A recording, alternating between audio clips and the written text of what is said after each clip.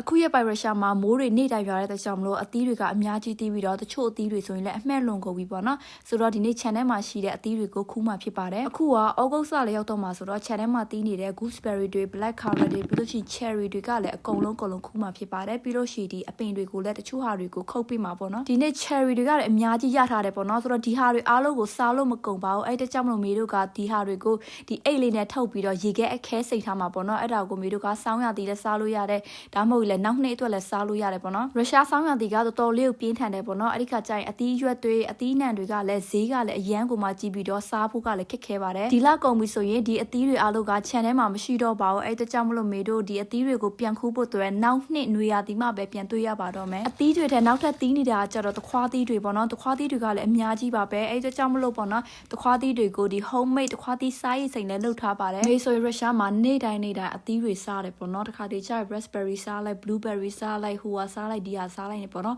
ဘာဖြစ်ဆိုတော့ဒါတွေကကျတော့နွေရာသီတုံးမှာပဲစားလို့ရတယ်ပေါ့နော်တကယ်လို့စောင်းရာသီဆိုရင်ဒီအသီးတွေကတော့မရှိတော့ပါဘူး cherry တီးကကျတော့ channel မှာဆိုရင်9ပင်လောက်ရှိတယ်ပေါ့နော်ဒီအပင်လေးကကျတော့တိတ်လေးပဲဒါပေမဲ့အသီးတွေကတော့အများကြီးရပါတယ်ဆိုတော့ဒါတွေကကျတော့ဒီနေ့ခူးခဲ့တဲ့အသီးတွေပေါ့နော်ဆိုတော့အသီးခူးပြီးတော့ညနေကျတော့ဒီ George ကအလုပ်ပြန်တော့လှေသွားစီမှာဖြစ်ပါတယ် George ကကျတော့သူက9နိုင်လောက်ဆိုင်ပိတ်တယ်ပေါ့နော်အခုမေတို့လှေစီးနေတဲ့အချိန်ဆိုရင်ည8နိုင်ဖြစ်ပါတယ်ဒီလှေကကျတော့ဒီမြစ်တစ်လျှောက်ကိုစီးသွားတာပေါ့နော်ကြာချိန်ကတော့တနိုင်ဝန်းကျင်လောက်ကြာပါတယ်ရုရှားမှာည9နိုင်10နိုင်ဆိုရင်ဒီလိုမျိုးလင်းနေတော့မှာပဲဒါဆိုရင်ည9နိုင်ရှိနေပြီပေါ့နော်အဲ့ဒါကြောင့်မို့ရုရှားကိုလာလည်မယ်ဆိုရင်နွေရာသီလာလည်တာကအကောင်းဆုံးပါပဲနေတာရမ်းရှည်လို့တကြောင်မလို့လုံးဆရာတွေကလည်းအများကြီးပါပဲဆိုတော့ဒီနေ့ကတလောက်ပါပဲအားလုံးပကပက